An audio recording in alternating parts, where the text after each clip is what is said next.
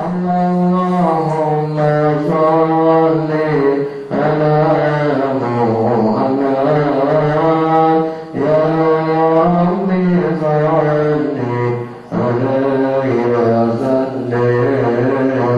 Allahumma sholli ala Muhammad ya Rabbi sholli alaihi wa sallim. Allahumma sholli ala Muhammad ya Rabbi sholli alaihi wa sallim. Assalamualaikum warahmatullahi wabarakatuh. Bismillahirrahmanirrahim. Bismillahirrahmanirrahim. Alhamdulillahi rabbil alamin. Allahumma sholli ala sayyidina Muhammad wa ala alihi wa sahbihi ajma'in. Bismillah, alhamdulillah, minallah wa inallah wa la illa wa la hawla wa la quwwata illa billahil aliyyil azim. Puji syukur kepada Allah Subhanahu wa ta'ala. Alhamdulillahi rabbil alamin. Kami memuji Allah, aku memuji Allah, aku mengagungkan Allah, aku memuliakan Allah. Terima kasih kepada Gusti Allah, Cipta alam semesta, pemilik alam semesta, pemilik segala keagungan, pemilik kasih sayang, pemilik segala kemurahan, pemilik ilmu. Alhamdulillahirabbil alamin, atas semua nikmat berbaring Allah, anugerah Allah, dan segala bentuk kasihnya Allah.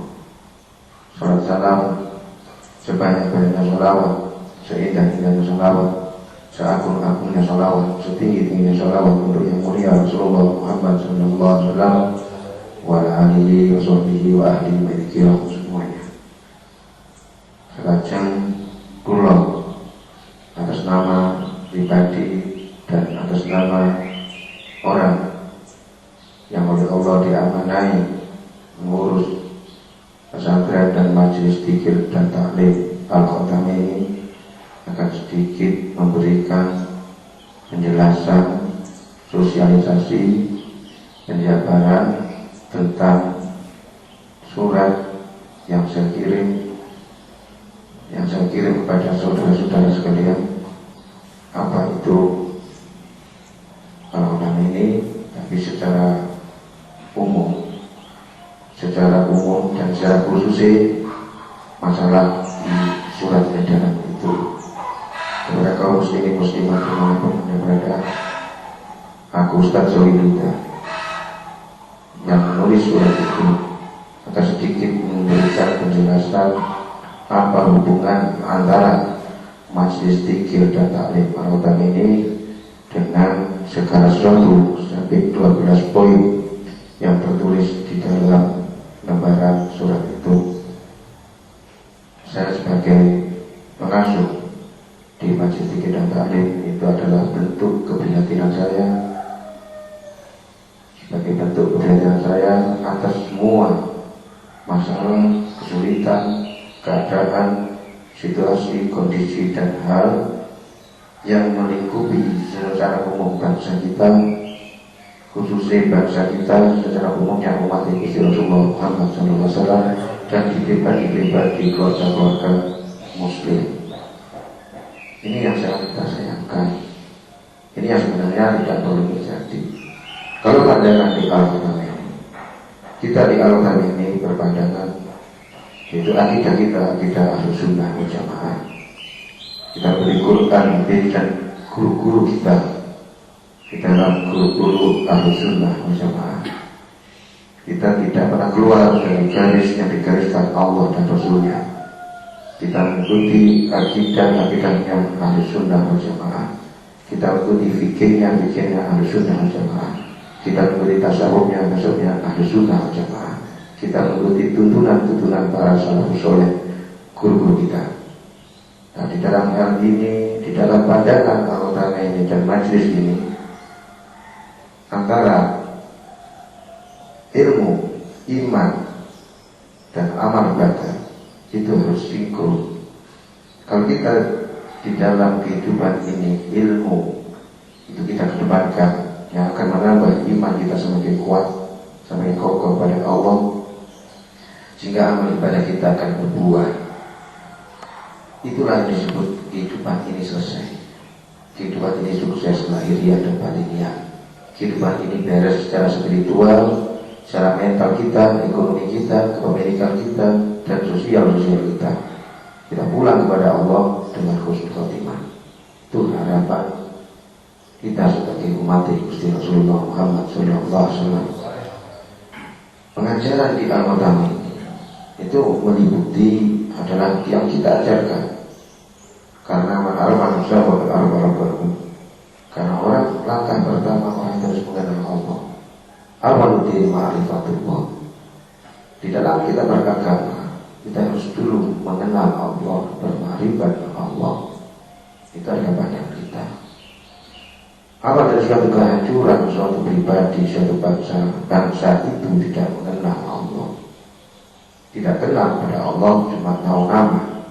Itu kesalahan fatal. Itu kesalahan fatal. Sehingga kita undanglah panjenengan semua muslimin muslimat dimana-mana berada, kita ikutilah rutinan malam Selasa. Sebenarnya ngaji di Al-Kamil itu bukan hanya rutinan malam Selasa. Sebenarnya ada macam-macam ngaji, tapi kan saya minta untuk ikut yang rutinan malam Selasa dulu. Kita berdoa bersama, di situ ada doa, di situ ada zikir, di situ ada taklim sedikit. Bagaimana sih memposisikan hidup itu yang benar, yang baik, sehingga kita menjadi hamba yang Allah, sehingga kita menjadi khalifah Gusti Allah. Nah, kita langsung kita ambil contoh makanya ke satu. Di sini kita sebutkan keadaan hidup secara umum orang Indonesia, umat Rasulullah ini, dan bahkan seluruh dunia. Itu mereka semuanya kesulitan dengan ekonomi, kesulitan ekonomi atau nafkah atau maisha. Mereka serba sulit. Secara kebanyakan manusia itu 97% sulit ekonomi. Semuanya pas-pasan. Ini berkenaan dengan petunjuk Al-Quran. Wa ma min dabbatin fil ardi illa 'ala Allahi rizquha. Nah, itu sudah dibahas dengan itu. Semua barang milik Allah yang jamin rezeki ini. Allah yang kasih. Allah latifun bi ibadihi yarzuqu man yasha wa huwal qawiyyul 'aziz. Allah yang kasih rezeki. Walau qur'anan wa taqaw rabbana 'alaihim barakah minas sama'. Dan itu jaminan Gusti Allah. Menurut prediksi Nabi malah tiang niku nek ekonomi ini katakan yang kurang. Orang itu bisa mengadakan kekafiran karena kemiskinan. Ini kan kreatif dan ini sudah terjadi bertahun-tahun. Padahal kesulitan ekonomi sebenarnya tidak usah terjadi dan tidak perlu terjadi kalau iman, ilmu dan amal soleh orang itu benar dan nyampe kepada Allah. Kalau ilmu, iman dan amal soleh kita itu belum jadi, belum manfaat, belum berkah. Istilahnya kalau ilmunya belum manfaat, ilmunya belum ilmu yang manfaat yang berkah, ilmunya belum masuk ke pikiran perasaan hatinya, ilmunya belum merubah pikiran, jiwa dan hatinya, sehingga imannya tidak akan tumbuh berkembang dan meningkat, semakin dekat dengan Allah, semakin mencintai Allah, sehingga amal solehnya pun tidak diterima. Karena Allah tidak menerima dari amal soleh hamba-hamba yang bertakwa. Siapa orang takwa? Yang dia punya ilmu, punya iman. Semua ada ilmunya, semua ada imannya. Kalau kita semua sudah sering melakukan sholat, semua sudah sering zikir, semua saya tahu sering berdoa, tapi hasilnya dari sholat, dari doa, dari zikir itu apa? Dan yang sebenarnya di situ Allah kasih kemudahan. Mana yang kecillah ya ja'allahu makhrajan wa yarzuqhu min haitsu la yahtasib. Itu nyata. Seorang yang takwa kepada Allah, Allah kasih cara keluar dari segala kesulitan. Dan Allah kasih rezeki, Allah akan berikan kepada mereka orang yang bertakwa segala suatu rezeki yang otak kita, pikiran kita pun tidak nyampe. Kebingungan, kok bisa begini, kok bisa begini. Ini ciri dari orang yang bertakwa. Jadi terkait erat antara ekonomi, penghasilan itu dengan kondisi pikiran perasaan hati kita. Itu ada ilmunya, ada imannya, ada maksudnya ada. Kalau sekedar perbuatan fisik itu tidak fungsi apapun kalau kita tidak merubah pikiran kita, perasaan dan jiwa kita dan hati kita. Nah, manusia itu ada 3 dimensi, ada dimensi fisik, dimensi mental, dan dimensi spiritual. Ilmu itu harus menerangi ketiga-tiganya, sehingga terbentuklah akhlak yang disebut iman, Islam, dan ihsan. Kalau ihsannya orang itu, akhlaknya orang itu seperti dia melihat Allah, dan kalau dia tidak melihat seperti dilihat Allah, hati orang ini akan jauh dari segala penyakit hati, akan jauh dari virus, akan jauh dari kegelapan. Hancurnya ekonomi seseorang karena mereka sangat takut dengan keuangan, dan bahkan setan sudah mengajak mereka itu untuk menuhankan uang. Menuhankan uang. Jadi uang segala-galanya. Ini kan dilatih. Bagaimana kita posisikan pikiran perasaan hati kita? Karena Allah akan memberi seorang hamba sesuai apa isi pikiran perasaan dan hatinya. Apa yang terpikir di pikiran orang itu, apa yang tergambar di perasaan orang itu, apa yang dirasakan perasaan orang itu, apa yang ada dalam hatinya orang itu, itulah yang Allah kasihkan kepada orang itu. Nah, dengan taklim inilah kita tahu ini menyelesaikan masalah ekonomi. Bukan kalau kita sudah jadi sarjana mau itu melamar pekerjaan, bukan itu. Kita terus dari kerja keluarkan ide gagasan dan inovasinya, minta Allah melalui ilmu kita, melalui iman kita, melalui amal soleh kita, sehingga pandangan kita jernih, sehingga kita kelihatan jalan keluar, sehingga kita kelihatan solusi. Inilah harapan kita, dan kita mengikuti pengajian di malam Selasa itu, meskipun sebenarnya kalau kita ambil malam Selasa itu terlalu lambat. Meskipun seperti itu, tapi ya tidak apa-apa dicicil. Masa 3 tahun tidak sukses, masa 1 tahun belum dapat apa-apa.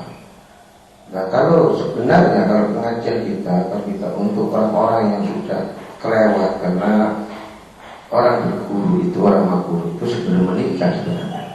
Makuru hasilnya makuru baru makajo, baru menikah, baru punya anak, baru mantu. Mantu mutu, mari mutu ya apapun. Dan itu kan rumusnya ngoten. Tapi karena kita sudah berkeluarga terus kita baru ngaji, ya tidak apa-apa. Tapi sebenarnya 3-6 bulan ini selesai untuk mengatakan kita bermakrifat Allah, untuk mengatakan kita pembenaran di dalam pikiran perasaan dan hati kita, sehingga kehidupan di luar diri kita juga akan berubah. Nah, untuk yang masih hanya cuma malam saja, ya sebenarnya orang monggo ayo digarap, sing penting melaku bisa rutin nyuwun Allah bareng oleh pertolongan Allah, bareng hidayah Gusti Allah. Itu sing penting. Jangan kepingin berubah nasib ini. Jangan berkali yang akan judul berpenyakit lahiriah dan batinnya, baik penyakit fisik maupun penyakit mental, maupun penyakit kejiwaan. Wong ketakutan, itu sakit jiwa. Wong gelisah, itu sakit. Wong susah, itu sakit. Wong mengeluh, itu jiwanya sakit. Berani menyalahkan orang, itu jiwanya sakit. Padahal mereka ya Allah itu mendengar malik, ya Allah ya Allah berdaman atau Allah yang dikordil salim, hati yang selamat. Dan penyakit seperti itu, apa sampai tak kabur, ucuk, riak, hasut, dan jika orang lain mengoreksi yang bukan urusannya, atau selalu mengguli orang lain, ini yang batinnya yang sakit. Nah, ini juga keprihatinan dari majelis kita di Al-Quran ini. Kalau kita semua diam yang bagaimana pembenaran dari mental dan spiritual yang sedang sakit ini, kalau tidak diselesaikan. Dan orang-orang yang sakit jiwa dan spiritual, mereka tidak akan bisa mati pada Allah. Dia tidak bisa sepenuhnya, semurninya, seterusnya mencintai Allah. Ini kita disahkan. Itu kasihan. Orang yang tidak bisa mencintai Allah, dan mencintai Rasulnya, dan mencintai Quran, mencintai dia bisa tidak di jalan Allah, jelas batinnya rusak, imannya juga tidak tumbuh, imannya keturunan tidak akan menjadi anak yang soleh, keilmu juga tidak akan jadi ilmu yang bermanfaat, ke amal jariah tidak bisa mempunyai amal jariah yang komitmen konsisten, jariahnya tidak istiqomah, sedikit sekali menurut. Nah, itu kan tanda dari sakit dari segi batinnya, atau segi batinnya, atau rumah tangga sih bertengkar, itu masalahnya di dalam sana ada penyakit. Belum lagi penyakit batinnya, penyakit batinnya, itu ngeri, naik kelompok itu ngeri, sampai puluhan juta itu orang kerja cari uang, setelah dapat uang bingung dengan penyakit, uangnya dibuang untuk mencari sehat. Yang sebenarnya penyakit ini dan batinnya itu adalah urusan dari ilmu tadi, dari iman tadi, dan dari amal ibadah yang beres. Bukan masalahnya penyakitnya dari jiwa orang ini yang tidak beres, spiritual orang ini yang tidak beres, kolbunnya belum beres, sudurnya tidak beres, karena kurang ilmu, kurang iman, dan tidak ngerti apa yang amal soleh. Pelan tapi pasti dengan mengikuti daripada rutinan di manusia ini, kalau kita teman niat ikhlas, Allah akan kasih petunjuk begini, menyelesaikan hal yang sifatnya menyakitkan, termasuk penyakit yang mana kita tidak bisa bersosial, tidak bisa komunikasi. Kita ngomong ngalor itu cuma ngomong semua. Jadi itu gara-gara juga di dalam batinnya kita tidak beres, di dunia kita juga tidak beres. Baca si kusut, umur si muda ketok wis tua, ini mau stres. Nah beres di dalam orang itu lagi gelisah toh. Ini kortisol dan asam lambung ini akan menghancurkan kesehatan fisik orang ini. Nah, bukan masalah penyakit ini masuk di sini Gusti Allah, tapi orangnya sendiri yang sudah membuka jalan untuk kita penyakit. Wa nazilu min Al-Qur'an ma huwa shifaa'un wa rahmatul lil mu'minin. Ini dari Gusti Allah, berarti di dalam Quran itu terkandung obat dan kesembuhan untuk orang yang benar-benar meyakini. Jika kita tidak punya guru, siapa yang beritahu? Bagaimana kita berobat melalui Quran, melalui petunjuknya Allah? Bagaimana kita bisa sembuh melalui Quran yang memberi itu adalah bahasa wahyu? Kalau kita tidak punya guru yang memberi pencerahan, menjabarkan, membukakan begini caranya untuk masuk di sehat dirinya dan batinnya, sembuh dirinya batinnya, kuat secara dirinya maupun batinnya. Kalau kita tidak punya guru, makanya harus punya guru yang jelas, punya guru yang jelas. Selanjutnya akan lemahnya iman. Nah, yang lemah iman itu imannya ini pun lemah. Ya, ini juga penyakit. Mereka sangat ngeri menghadapi itu. Lupa para Bismillahirrahmanirrahim, Qul huwallahu ahad. Ya lupa kan, dia Allah dan tunggal dan esa. Dia yang tiada bandingan, dia yang tiada batas, dia yang tiada terkalahkan, dia yang sangat maha kuasa. Qul huwallahu ahad. Dia Allah dan yang tunggal, dan yang tidak ada yang menyamai, dan yang tiada bersekutu, dan tiada bandingan, menggenggam segala kuasa, menggenggam segala kekuatan. Semua atas izin Allah terjadi, semua atas kekuatan Allah, semua atas daya Allah, semua atas pemberian Gusti Allah. Ini orang yang lemahnya imannya itu lemah, dia tidak mantap ini. Jadi yang memberi rezeki katanya sawah, yang memberi rezeki katanya toko, yang memberi rezeki katanya kerjanya. Kalau anaknya diangkat dari pegawai negeri sudah dipajang fotonya di ruang tamu, lah hebat anak saya. Bukan itu iman. Iman itu Qul huwallahu ahad, Allah tok yang ditunduki, yang dipatuhi, yang dijai, yang dicintai, yang hatinya menghadap, yang dia taat, yang dia kelola kehidupannya. Niat-niatnya pada Qul huwallahu ahad ini kepada Allah yang Tuhan ini. Semua maksud kehidupannya ke sana. Ini iman.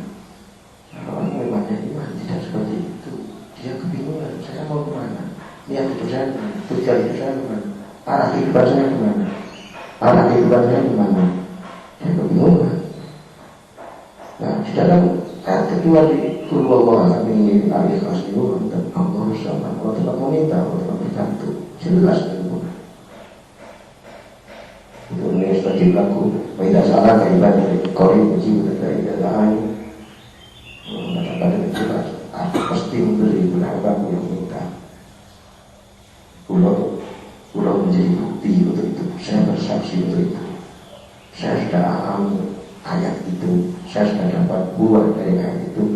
Ternyata ikut Allah dan Rasulnya. Ini enak. Payah memang. Disekel. Wong iman kuat ini sangat manis iman. Ini berpaling super. Ini berpaling berberkah. Ini yang perlu kita rawat, kita kelola, kita kembangkan, kita tingkatkan. Iman ini.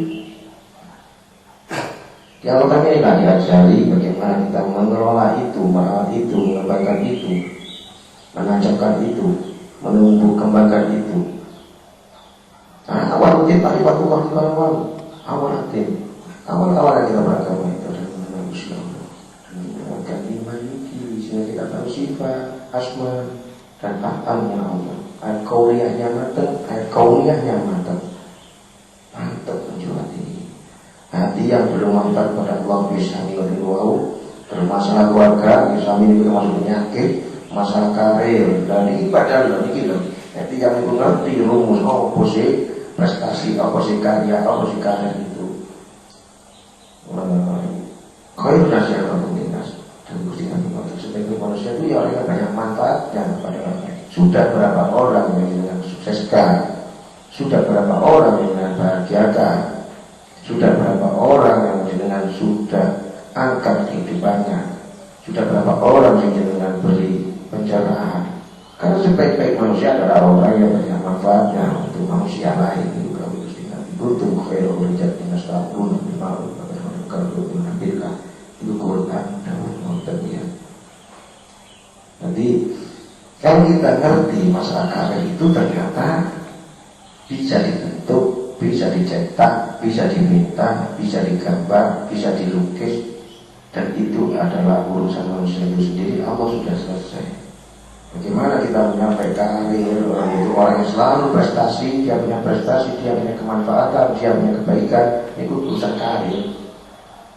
Itu dikelola, bisa di autan ini itu diajari seperti itu sehingga kita bisa keluarkan ternyata berlian-berlian kita, ternyata emas kita, ternyata kebenaran kita di dalam diri kita itu sudah banyak sehingga kita tinggal mengelola dan mengembangkan merawat itu sehingga terjadilah prestasi-prestasi di dalam kehidupan sehingga kita memang berasal Arab Indonesia mengenal khalaqnahu min nutfah, kita memang berasal dari sesuatu yang menghinakan, sesuatu yang menjijikan, kita pulang ke Allah. Mayat kita, bangkai kita, bukan sekedar bangkai, kita sudah kasih sedikit berubah tambah baik, sedikit berubah tambah meningkat kehidupan orang-orang sekitar kita gara-gara kita lahir. Ini yang disebut masyarakat.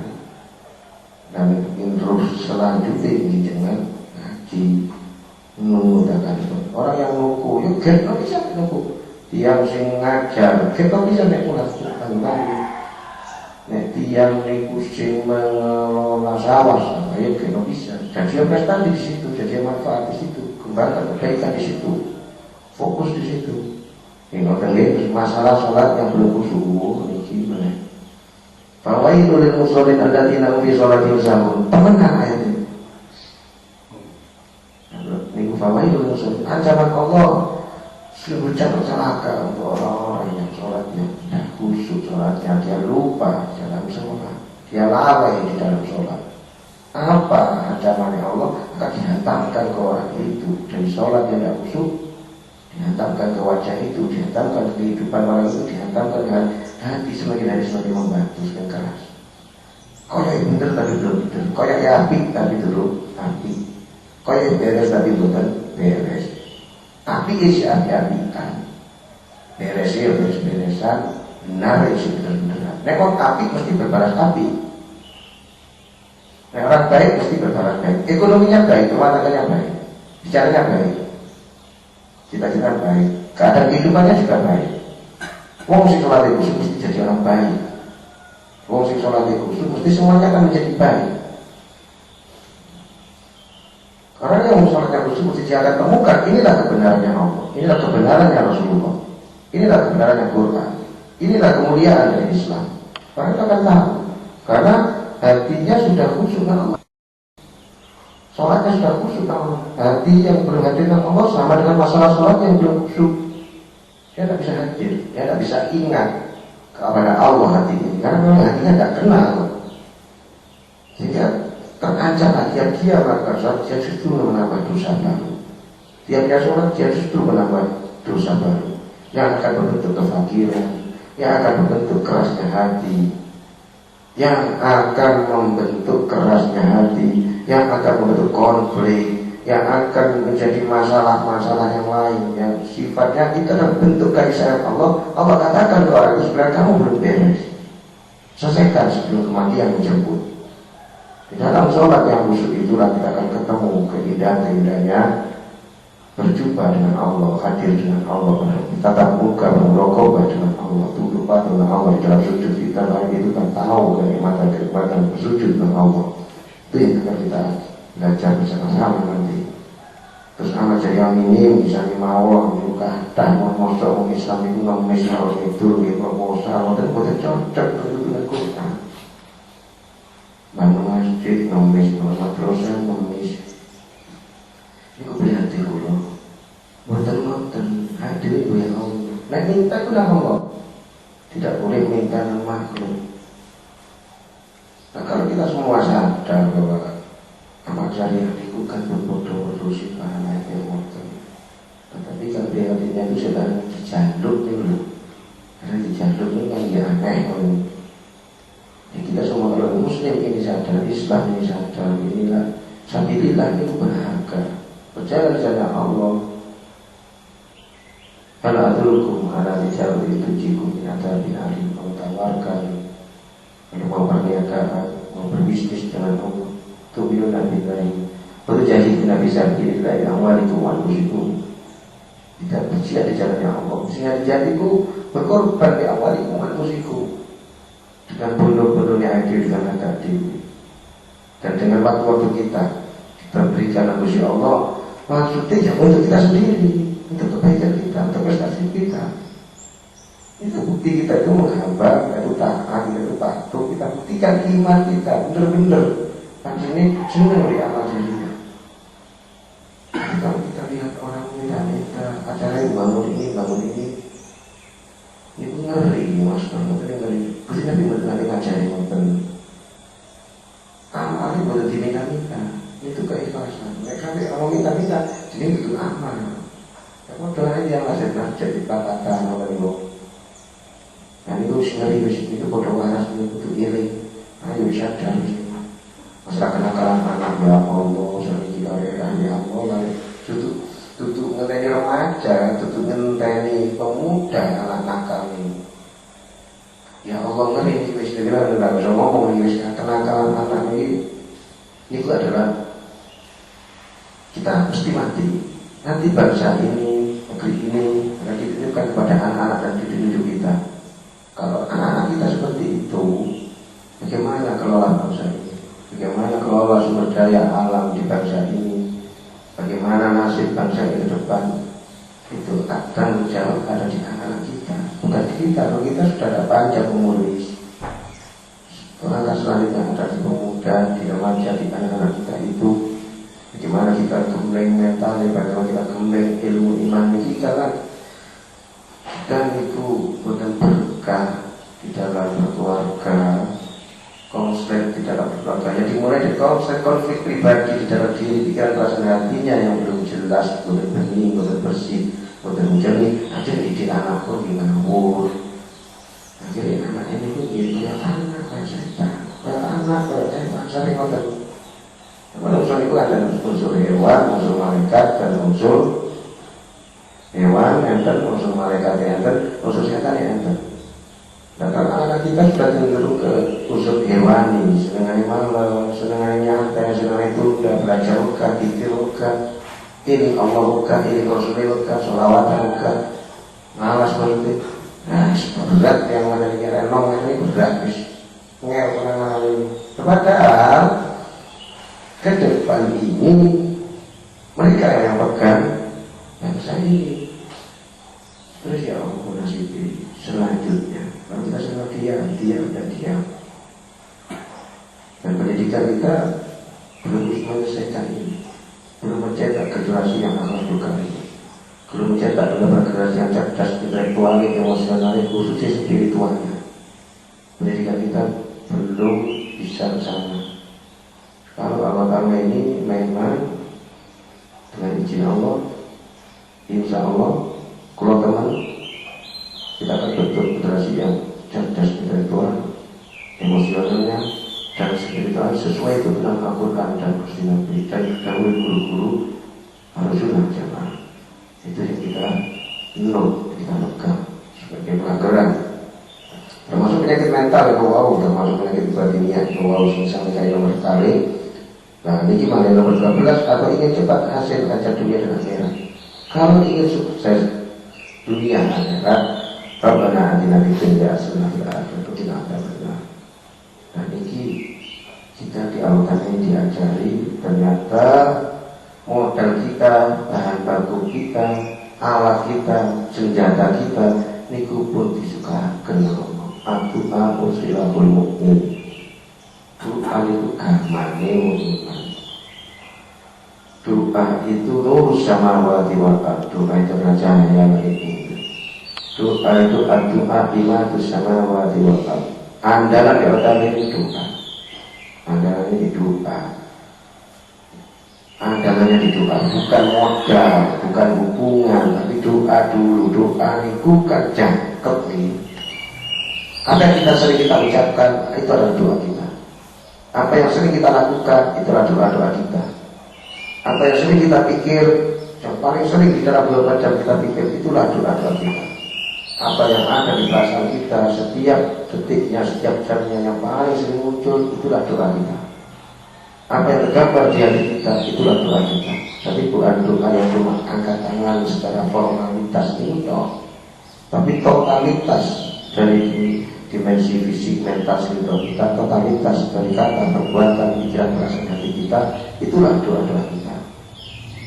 Di Al-Quran ini diajari doa yang benar, sehingga kita benar-benar Rabbana atina di dunia hasanah. Kehidupan kita di dunia ini memang benar-benar baik, berkembang, meningkat, setiap segi kehidupan kita baik.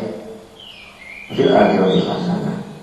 Itu yang kita upayakan, kita benar-benar mengarah ke sana, sehingga kita pulang kepada Allah nanti tidak termasuk ya wamtazul yawma ayyuhal mujrimun alam hadilaikum ya bani adam alla ta'budu syaitan. Betul termasuk ini wa'alaikumuni ada siratal mustaqim. Kalau Allah sudah bilang mutazul yawma ayyuhal mujrimun kali karena kita pasti pulang dengan Allah, pasti pulang dengan Allah, pasti berjumpa Allah, pasti disidang oleh Allah, dipertanggungjawabkan. Karena alam semesta seperti ini pasti ada yang mencipta. Pasti kita semuanya ini tidak punya apa-apa. Rambut kita saja kita tidak punya. Buktinya kita tidak pernah tahu kapan rambut kita semakin panjang, kita tidak pernah merasakan. Itu karena kita tidak pernah punya apa-apa.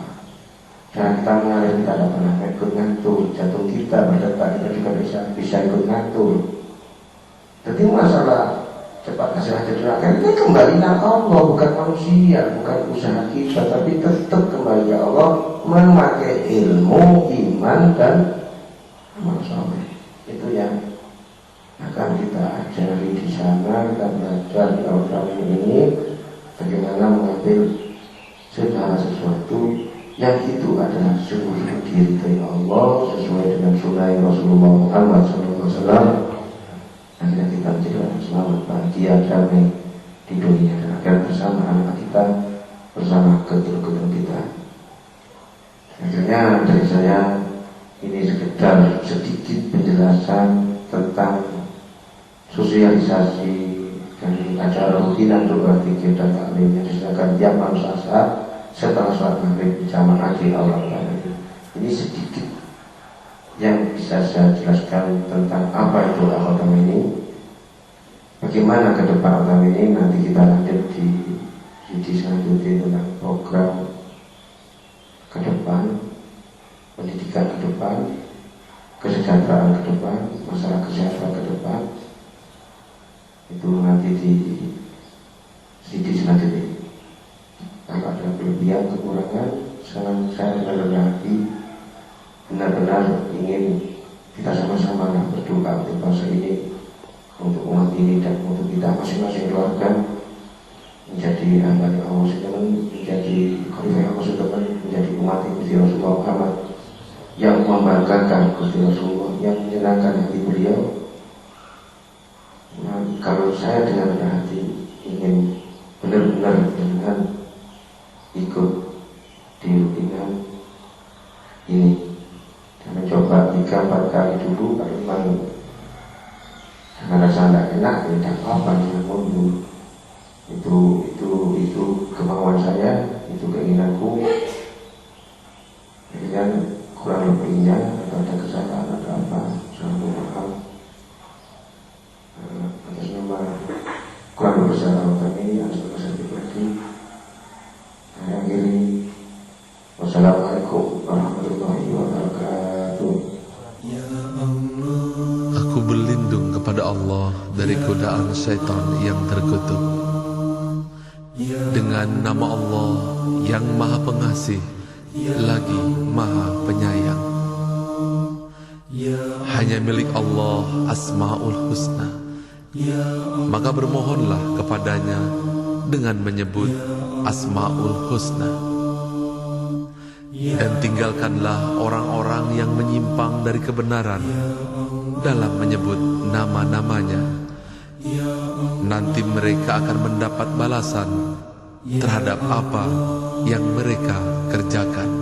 Ya Qadir, Ya Muqtadir, Ya Muqaddim, Ya Muakhir, Ya Awal, Ya Akhir, Ya Zuhir, Ya Batin, Ya Wali, Ya Muta'ali, Ya Bar, Ya Tawwab, Ya Muntaqim, Ya Afuun, Ya Ra'uf, Ya Ahadun, Ya Malikal Mulk, Ya Dzal Jalali wal Ikram. Ya Muqsit, Ya Jami', Ya Ghani, Ya Mughni, Ya Mani', Ya Dhar, Ya Nafi', Ya Nur, Ya Hadi, Ya Badi', Ya Baqi, Ya Warith, Ya Rashid, Ya Sabur, Ya Allah, Ya Allah, Ya Allah, Ya Allah, Ya Allah, Ya Allah, Ya Allah, Ya Allah, Ya Allah, Ya Allah. Segala puji bagimu ya Allah, yang pertama tanpa ada yang mengawali, yang terakhir tanpa ada yang mengakhiri, yang tak terlihat oleh pandangan orang yang memandang, yang tak tergambarkan oleh bayangan orang yang membayangkan. Engkau ciptakan makhluk dengan kekuasaanmu. Engkau ciptakan segala sesuatu dengan kehendak-Mu. Segala puji ya Allah yang memberi kami kemampuan untuk mensyukuri nikmat-Mu, yang membuka bagi kami pintu-pintu ilmu keilahian-Mu. Segala puji